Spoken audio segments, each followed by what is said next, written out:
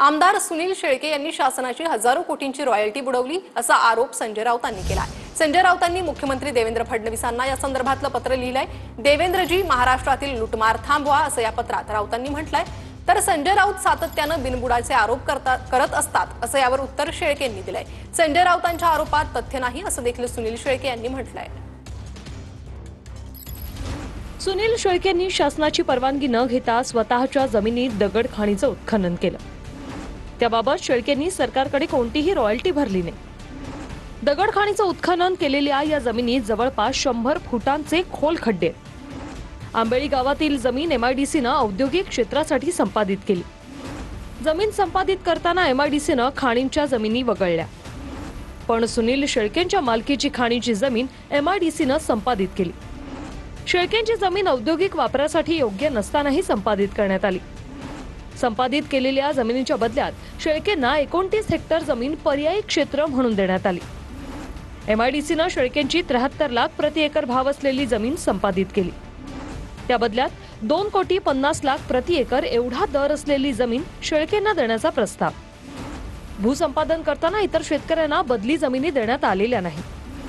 बदली जमिनींचा न्याय फक्त सुनील शेळके आणि त्यांच्या कुटुंबियांनाच का? सुनील शेळकेंनी उत्खनन करताना त्या जमिनीतून जाणारे मुख्य रस्ते फोडले। शेळकेंच्या या कृत्यानं ग्रामस्थांना मोठा त्रास सहन करावा लागतोय।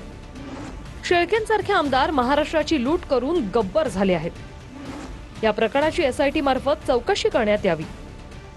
अत्यंत गंभीर प्रकरण आहे। सरकारला समर्थन देणारे पक्ष, त्याचे आमदार आणि खासदार कशा प्रकारे महाराष्ट्र राज्याची लूट करतायत। मावळचे आमदार आहे सुनील शेळके, त्यांनी हजारो कोटीची रॉयल्टी एमआयडीसीच्या जमिनीवरती खाण उद्योग सुरू करून बेकायदेशीरपणे हजारो कोटीची रॉयल्टी सरकारची बुडवली। त्याबाबत सविस्तर तपशील मी त्यांना पाठवलेला आहे, पुराव्यासह। थुकी लावताय का महाराष्ट्राला? बनवत्या शब्द वापरणार नाही, त्यांना आवडत नाही, पण तोच प्रकार आहे। संजय राऊत साहेबांनी जो मुद्दा त्या ठिकाणी मांडलाय, नक्कीच त्याच्या मागे कुठला ना कुठेतरी अभ्यास हा असू शकतो।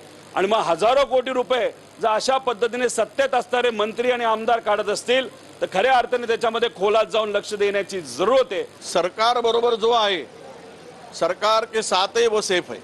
शेळकेंचंच काय, राज्याला लुटण्याचं काम सुरू आहे, राज्य लुटून खाण्याचं काम सुरू आहे आणि जो सत्तेमध्ये आहे, सत्तेच्या बरोबर आहे, त्याला लुटण्याची मुभा आहे। त्याच्यावर कुठलीही कारवाई सरकार करू शकत नाही, कारण सगळे चोर बसल्यावर कुणावर कारवाई करायची हा प्रश्न आहे। गेले 20 वर्षापासून माझा परिवार हा व्यवसाय करतोय आणि व्यवसाय करताना कोणत्याही प्रकारे अशा पद्धतीनं आरोप केले, आरोप करून सोडून द्यायचं किंवा चर्चेत राहायचं हा त्यांचा जर काढला हेतू असेल तर तो हेतू आम्ही हाणून पाडू।